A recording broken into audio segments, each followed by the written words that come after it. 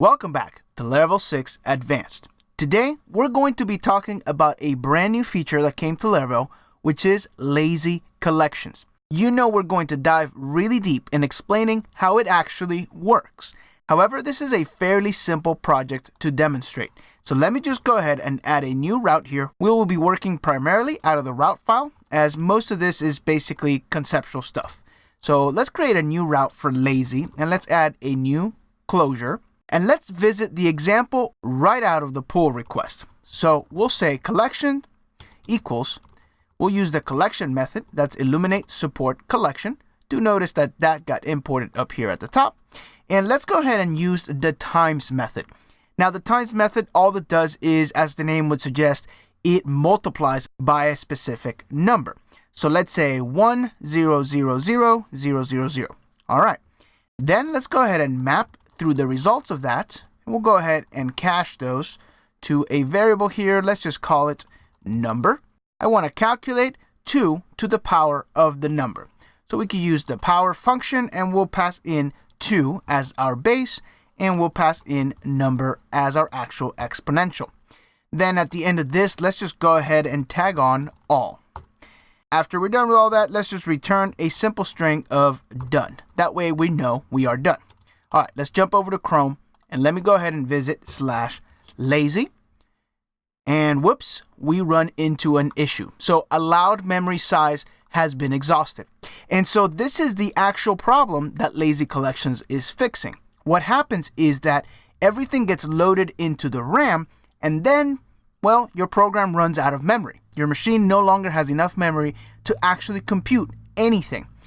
Now, at this stage, you'd have to do something like break this up, right? So we can lower this number to maybe 10,000, and sure enough, that'll work. 100,000, that also works, but as soon as we hit 1,000,000, it no longer works. Our allowed memory size has been exhausted. Again, this is a PHP issue. The fact is that it runs out of memory. RAM is a limited physical limitation that you have whenever you're running applications. So how do we fix this? Well, here comes lazy collections. So let me go ahead and duplicate this exact same method, but instead of just using good old collection, let me jump this over to lazy collection. And again, this is a new Laravel 6, and do notice that it got imported up here at the top. I will go ahead and comment this top implementation out, and notice that here, the return statement, everything is exactly the same. I'm not changing anything at all. And now, when I hit refresh, sure enough, it is done. And we can actually even increase this number by quite a few. And yeah, it will at some point run out of memory anyway, but at a much higher threshold. Notice how much we actually had to increase that to run out of memory. But in our 1,000,000 example, it still runs. Even though, of course, if we bring this back, now we're going to run out of memory. So yes, this allows you to run huge sets of data and not run out of memory. However, you still have a physical limitation. So don't imagine this as, well, it will never ever run out of memory, because that's just not the case. However, for something like this, we are able to process 1,000,000, where before Laravel 6, we just simply could not do that. This operation would have not been even possible. So it's nice. Now, what is making this work? Well, what's making it work is something called PHP generators. And to explain generators, we're going to dive into the very basic, and we'll build it back up into something that hopefully will make sense in how this is actually implemented. Now, before I do move on, one thing I want to touch up on is the fact that if you have a model, for example, a user model, that does return a collection if you call something like all.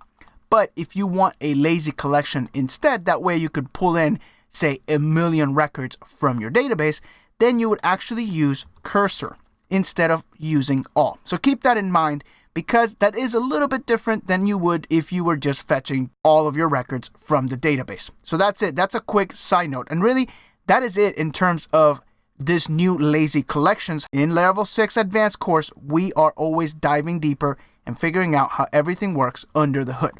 So let's dive right in. Let me create a new route here. It will be a get route. And again, we are explaining the concept of generators. So we'll say generator, and again, we'll put a closure into that one. So to explain the problem, let's go ahead and declare a new function here. And this function will be called happy function. Nice, awesome name for any function, if you ask me. All right, so this new function, all I'm going to do is return the string that was given to me. The only thing this does is literally it accepts a string and then returns that same string. So of course, if we return happy function and we pass in super happy, I think at this point you can probably guess what we're going to get back. So generator, and sure enough, we get back super happy. All right, awesome. So that's exactly what we expected to happen. So how exactly do generators work? Well, generators don't use the return statement. They actually use something called yield. Think of yield as just another version of return. Don't get confused by how this works. So if we actually used the keyword yield instead of return, notice what we get now. I'm not going to return just happy function, but I want to show you is what we actually get back. Now there's a PHP function called getClass. GetClass gives you the name of the object. So if you pass in an object, it will simply just give you the class name for that object.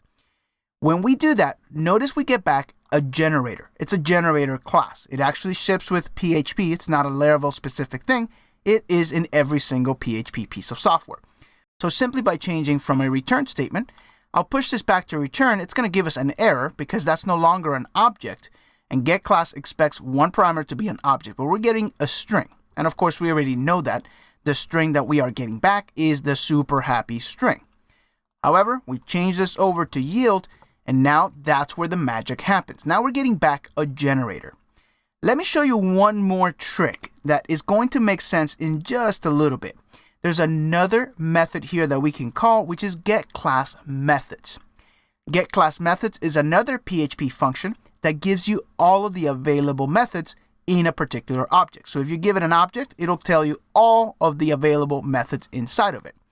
We hit refresh. Now we get a list of methods. A couple of them we're not going to touch up on today. The ones that we're going to be looking at are current and next. So think of a generator almost like say a video player. So you can hit current and it'll play the current minute of the movie, and then it'll stop. And then you can click next and it'll play the next minute maybe of your movie, and so on and so forth. The difference here is that conceptually speaking, we are not watching this entire 2-hour movie all in one shot, but rather we are getting our movie in 1-minute increments. So at the end of every minute, it stops and it waits for you to click next. Once you click next, then it goes ahead and plays the next minute, and then it stops again. In terms of how much memory we would be using for this movie example that we're talking about, well, we're only using 1 minute worth, as opposed to just playing the entire movie. That would obviously take the entire duration. So think of this a little bit like when you are actually streaming a movie, right? So if you're streaming a movie, you don't get the entire movie all together. You actually get bits and pieces at a time. So keep that in the back of your mind. So again, we've got some special methods because we use the yield keyword, and now this is a special generator class, not like any other class. Okay, so let's take it to the next step. What if I wanted to actually get super happy out of this new yield keyword? Let me go ahead and get rid of this, and let's use that current. So we can actually tag this right here, and we can say current. And if we hit refresh, now we get super happy. Exactly our string that we are waiting for. Let's do something else. Let's go ahead and replace this string for maybe just 1, and then let's yield again for 2, and then let's go ahead and do it one more time for 3. I will no longer accept a string, and I will no longer pass a string. All right, so check this out. So now we have 3 sections that we are yielding. And again, the way that this works is that, remember, you're going to get one little piece, and then it's going to stop and wait for you. So what do you expect when we call current this time? Let's find out. If I hit refresh, I only get 1. So I don't get 2 or 3. And as a matter of fact, what I actually want to do is dump out some stuff in between. That way we know exactly where we are. So let's say dump 1, then let's go ahead and dump number 2, and let's dump number 3 right here. Again, the purpose of this is just to kind of give you a timeline of how this is actually working. So let's duplicate this and do 5 just one more time down here to get 6. If we hit refresh, now we get 1, and then we get 1, and notice that we completely stopped. The rest of that code did not actually get generated. So we stopped right here. We didn't even get to the second dump right here. All right, so to move on to the next section, let's change this up a little bit. Let me go ahead and remove current, and let me save this into an actual variable. We'll say return equals our happy function. Okay, so at this point, I can still dump return current, right? But then let's go ahead and ask for the next section. So we can say return, go ahead and move on to the next tick, and then let's go ahead and dump the current one again. So we'll say return current. So what do you expect now? Sure enough, we get 1, then we hit the actual 1, then we get our dump of 2 and 3, and then we get 2. So basically, we've gone to here. When we got to this 1, it stopped, but we did hit the next. And so because we hit next, it actually moved on in execution and then got to this other yield, and then it outputted 2. And so that's where we are at.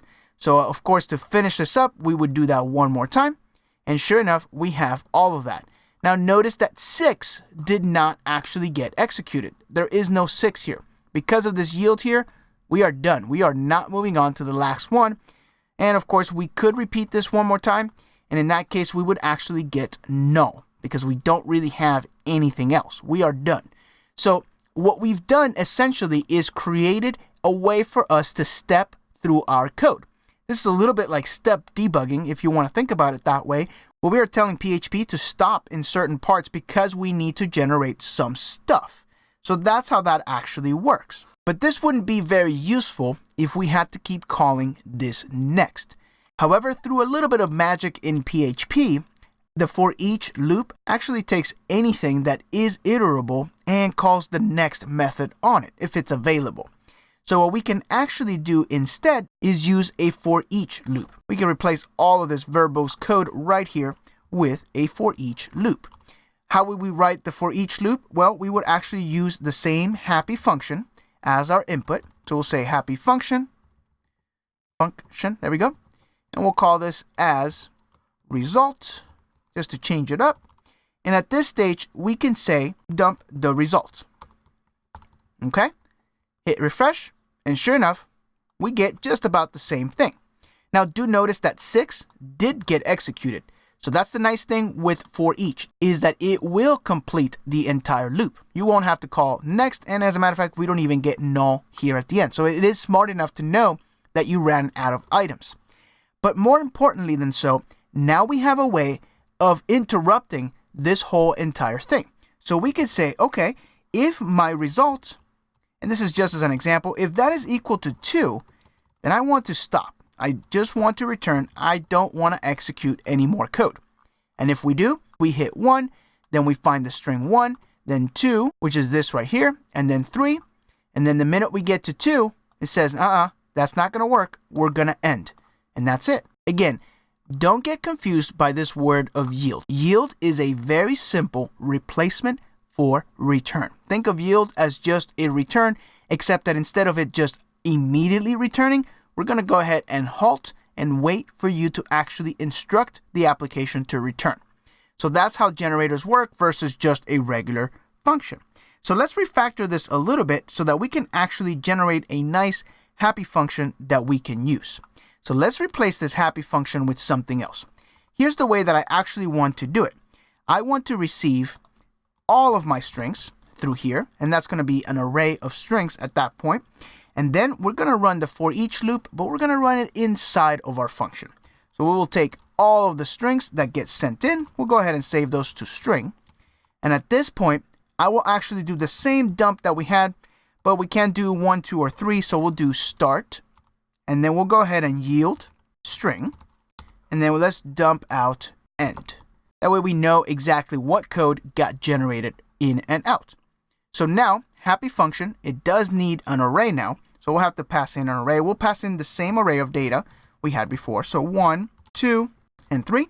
And at this point, this implementation is exactly the same thing. Let me show you. I'll just hit refresh. And sure enough, we get start, 1, and we end at start because we do have this limit right here. If we get rid of this, then we do get the entire dump. So conceptually speaking, this refactor doesn't change anything, except that now we're just yielding a single result. And I think most of the time, a generator will really only yield one in one place. It doesn't make a lot of sense for it to yield several times, although there are some use cases for that. So let's talk about an unhappy example that we can actually fix with this new idea of generators that we now have. So let's create a new function, and we're going to call this one the not happy function. And again, I'm going to purposely write a function that actually doesn't work, but that way we can prove how we can fix it by refactoring into a generator. So just for clarity, let me go ahead and delete everything else. We can even make some space here. There we go. Our not so happy function will still receive maybe some number. Let's go ahead and start a new return string, which is just an empty array for now. And then using a for loop, let's go ahead and generate something that will run out of memory. So we'll say, okay, I is going to start at 1 for as long as I is less than the number. Again, the number is the number that is being passed into us over the top. And then after every loop, we'll go ahead and increase I by 1. So inside of this for statement, I will actually save the string to this return, and we'll simply just save I. Nothing crazy. I just want to prove, and again, this is actually not going to work. We'll just return our return array. Simple enough. And then down here, let's go ahead and use this new not so happy function. Let's write it for each statement, and we'll use the not happy function. And at first, let's go ahead and pass in maybe 1000. And we'll save that as number. And then we'll say, okay, I don't want to dump after every single time. So let's dump maybe every 1000. So we'll say if number mod 1000 is equal to 0, that means it is divisible by 0 and the remainder is 0. At that point, we'll go ahead and dump hello. Okay, let's go ahead and run this. We don't have enough digits to actually get a hello. So if we run that again, now we get hello 10 times. Okay, let's keep adding zeros here. Okay, that one worked. Notice it did take a little bit longer, and this one is taking quite a bit, but it's not running out of memory. It's still trying to do it. Okay, so we know that that's probably not going to run out of memory. So at this stage, I'll go ahead and stop that, and let's add one more 0. And sure enough, allowed memory size has been exhausted. So here it is, we ran into this problem. When we are calculating this large number using the not so happy function, it doesn't work. Now to convert this not so happy function into a happy function, it's actually quite easy now that we know all about generators. And the code actually gets simplified quite a bit. We get rid of all of this, and all we need to do is just yield I. Remember, yield is just a return statement. So as we yield I, we're actually freeing up the memory. So let's change the name to happy function now. And let's go ahead and use our new happy function instead. And now, if we hit refresh, there we go. So everything is running again. So again, with the exact same number, just changing our implementation a little bit, we're actually able to do something that wasn't even possible before. And this is what generators allow us to do. And this is the exact same thing that Laravel is actually using behind the scenes when it comes to lazy collections. So as a very quick recap, let me go ahead and stop this. This is what you would typically do to implement something like this.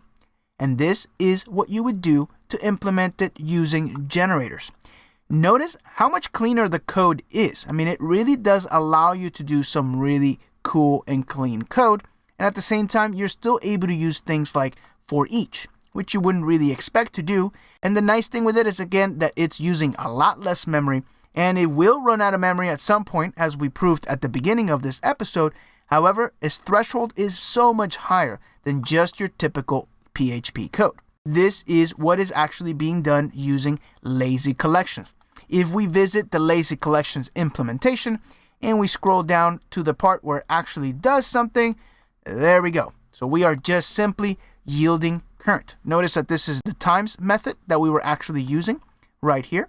So this times method, all it does is it yields current.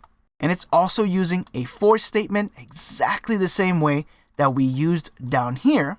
Notice that the implementation of this versus this right here is identical.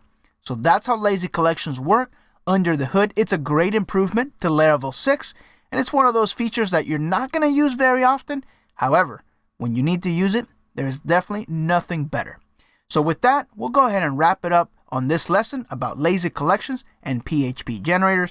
If you've enjoyed this lesson, go ahead and subscribe. Don't forget to share it. That way we can continue to grow the channel. As always, my name is Victor, and thanks for watching.